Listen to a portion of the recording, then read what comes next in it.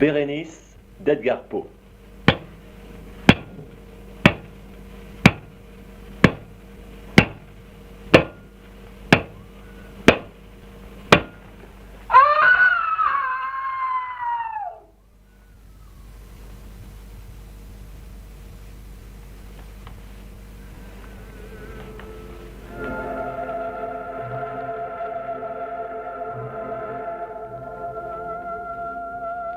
J'ai à raconter une histoire dont l'essence est pleine d'horreur.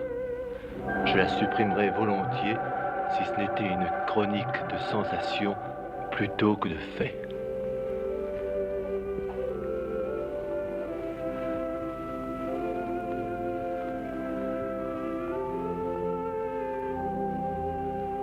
Bérénice et moi, nous étions cousins et nous grandîmes ensemble dans le domaine paternel. Mais nous grandîmes différemment. Moi, maladif, enseveli dans ma mélancolie, elle agile et gracieuse, débordante d'énergie.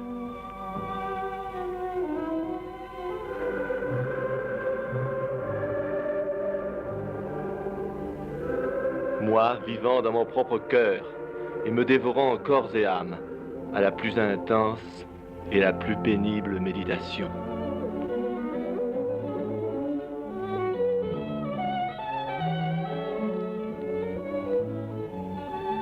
Elle, errant insoucieuse à travers la vie, sans penser aux ombres de son chemin ou à la fuite silencieuse des heures au noir plumage.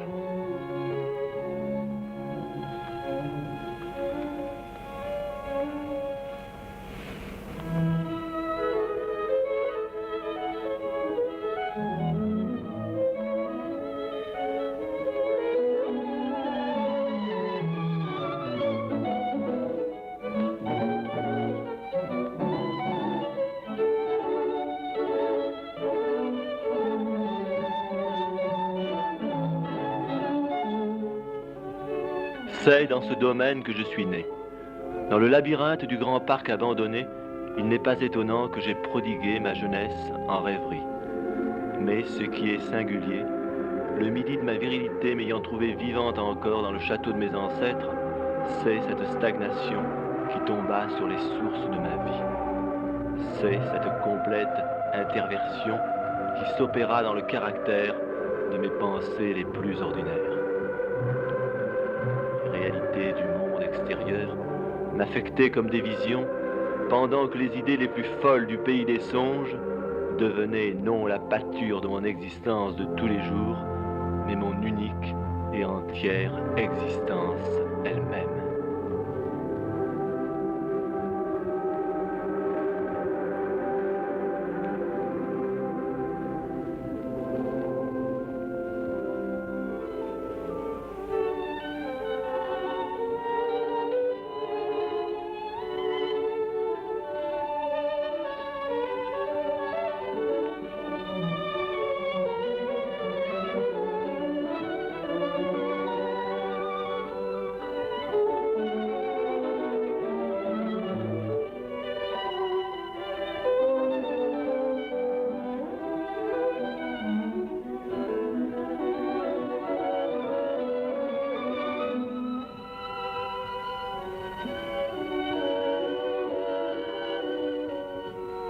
Chaque jour grandissait mon mal, et il prenait la forme d'une monomanie étrange et extraordinaire. D'heure en heure, de minute en minute, il gagnait de l'énergie et, à la longue, il usurpa sur moi la plus singulière et la plus incompréhensible domination.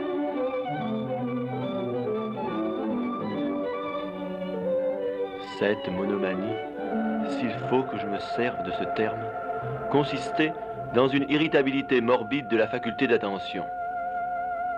Je crains qu'il ne me soit difficile de donner une idée exacte de cette nerveuse intensité d'intérêt avec laquelle, dans mon cas, la faculté méditative s'appliquait et se plongeait dans la contemplation des objets les plus futiles.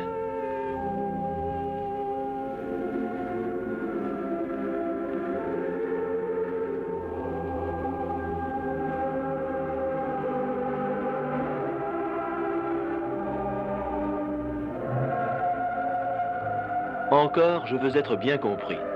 L'anormal, intense et morbide attention, excitée par des objets frivoles en eux-mêmes, ne doit pas être confondu avec ce penchant à la rêverie commun à toute l'humanité et auquel se livrent surtout des personnes d'une imagination ardente. Dans l'un des cas, le rêveur, étant intéressé par un objet généralement non frivole, perd peu à peu son objet de vue, si bien qu'à la fin, il trouve la cause première de ses rêveries entièrement évanouie et oubliée. Dans mon cas, le point de départ était invariablement frivole, et mes méditations retournaient à l'objet principe comme à un centre.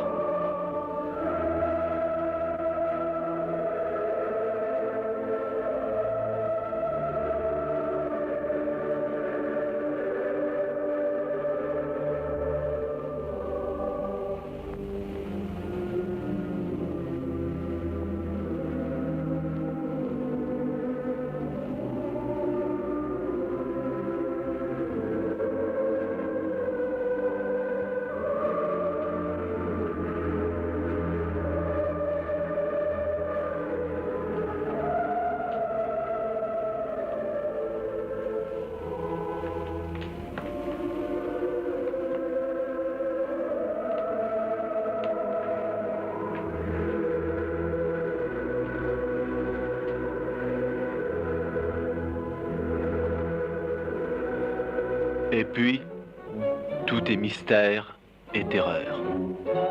Un mal fatal, s'abattit sur la constitution de Bérénice comme le simoun.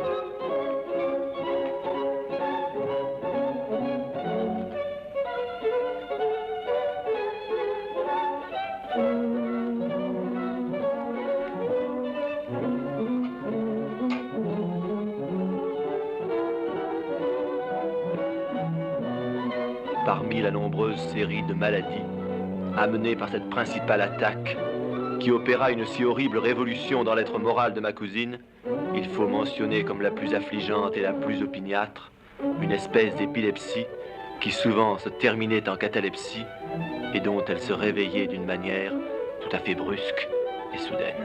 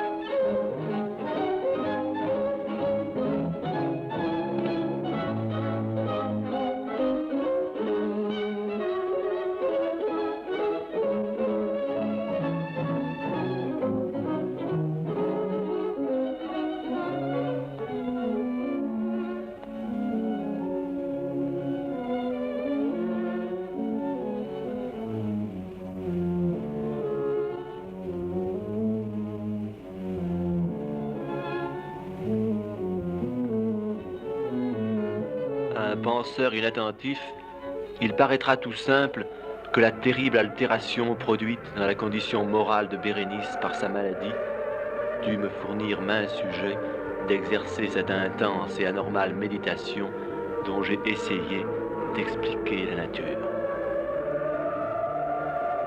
Eh bien, il n'en était absolument rien. Dans les intervalles lucides de mon infirmité, son malheur me causait, il est vrai, du chagrin. Cette ruine totale de sa belle et douce vie me touchait profondément le cœur. Mais ces réflexions ne participaient pas de l'idiosyncrasie de mon mal. Ma monomanie, selon son caractère propre, se faisait une pâture des changements à peine perceptibles qui se manifestaient dans le système physique de Bérénice.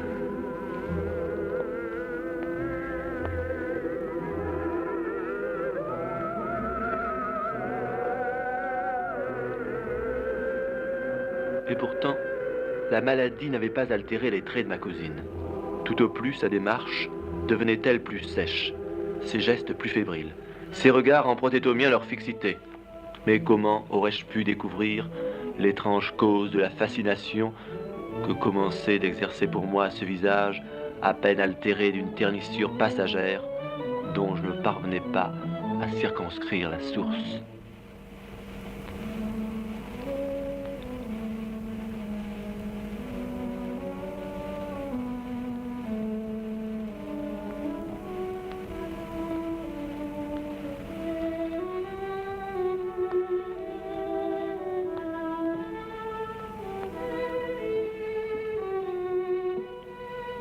Dans les jours les plus brillants de sa beauté, très sûrement je ne l'avais jamais aimée. Dans l'étrange anomalie de mon existence, les sentiments ne me sont jamais venus du cœur et mes passions sont toujours venues de l'esprit, à travers les blancheurs du crépuscule. Le matin, dans les ombres treillissées de la forêt, et la nuit, dans le silence de la bibliothèque, elle avait traversé mes yeux, et je l'avais vue, non comme la Bérénice d'un songe, non comme un être de la terre, un être charnel, mais comme l'abstraction d'un tel être, non comme une chose à admirer, mais à analyser, non comme l'objet d'amour, mais comme le thème d'une méditation aussi abstruse qu'irrégulière.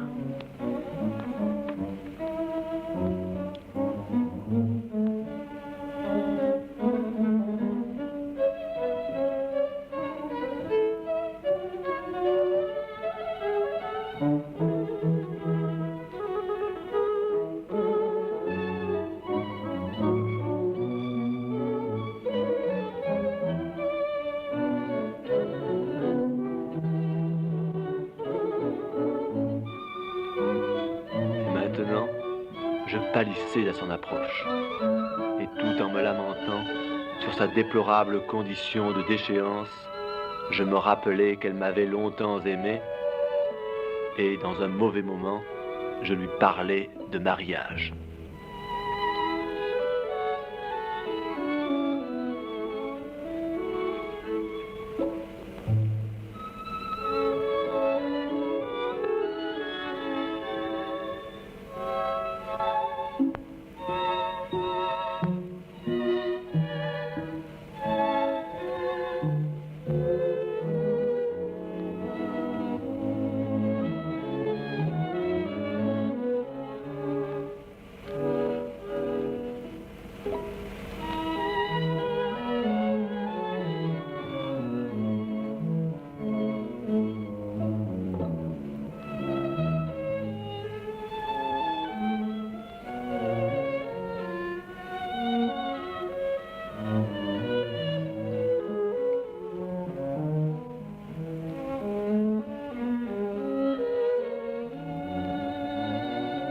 Enfin, l'époque fixée pour nos noces approchait, et un soir que j'étais assis seul dans le grand salon, tout baigné d'ombre, le bruit d'une porte qui s'ouvrait troubla ma méditation. Fût-ce mon imagination surexcitée, ou le crépuscule incertain de la pièce qui lui prêta ce contour si tremblant et si indéfini.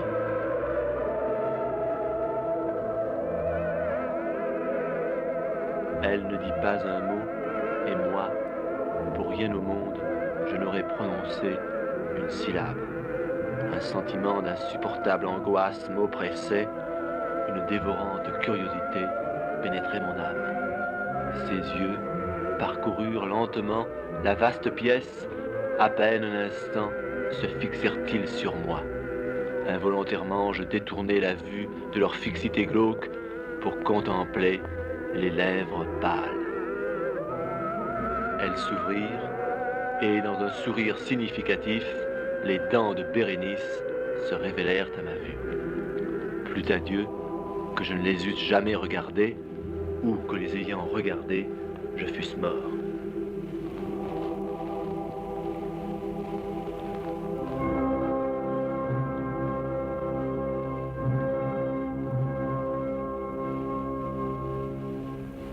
Une porte, en se fermant, me troubla.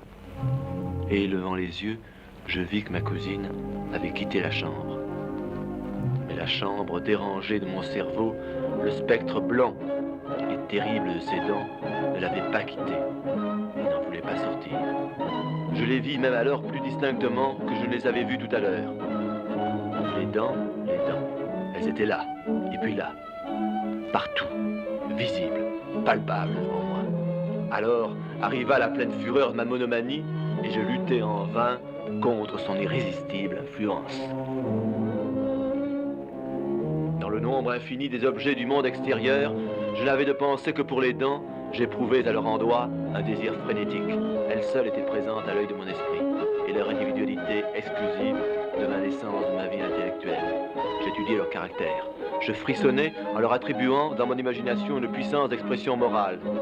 On a fort bien dit de Mademoiselle Salé que tous ces pas étaient des sentiments, et de Bérénice, je croyais plus sérieusement que toutes les dents étaient des idées. Des idées, ah, voilà la pensée absurde qui m'a perdu. Des idées, ah, voilà pourquoi je le convoitais si follement. Je sentais que leur possession seule pouvait me rendre la paix et rétablir ma raison.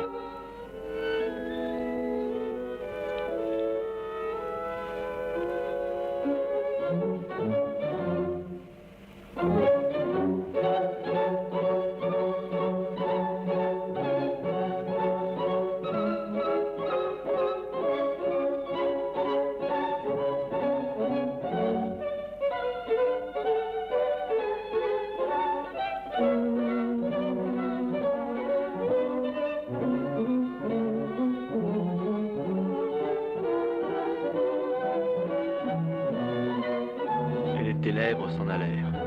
Un jour nouveau parut, et les brumes d'une seconde nuit s'amoncelèrent autour de moi. Et toujours je restais immobile dans cette chambre solitaire, toujours enseveli dans ma méditation.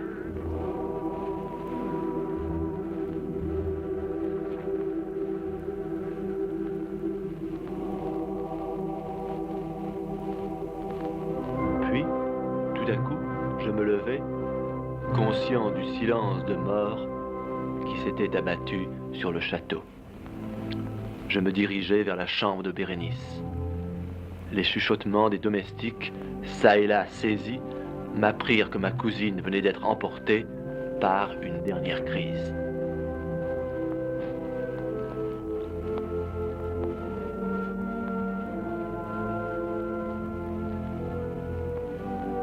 Toute l'atmosphère de la chambre sentait la mort, et je m'imaginais qu'une odeur délétère s'exhalait déjà du cadavre. D'un geste brusque, je défis le linceul qui l'enveloppait. Dieu du ciel, est-ce possible? Mon cerveau s'est-il égaré, ou le doigt de la défunte a-t-il remué dans la toile blanche? J'aurais donné des mondes pour respirer une fois encore l'air pur des cieux éternels.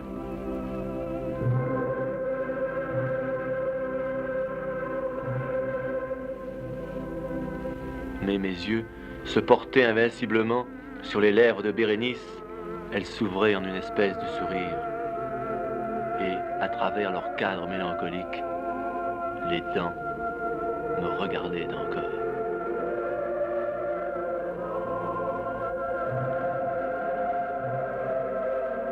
Enfin, je parvins à m'arracher du lit et me traîner hors de cette chambre de mystère, d'horreur et de mort.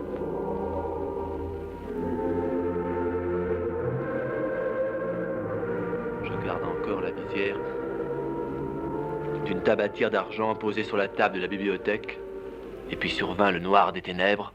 Toutes sensations parurent s'engloutir comme dans un plongeon fou et précipité de l'âme dans la dèce.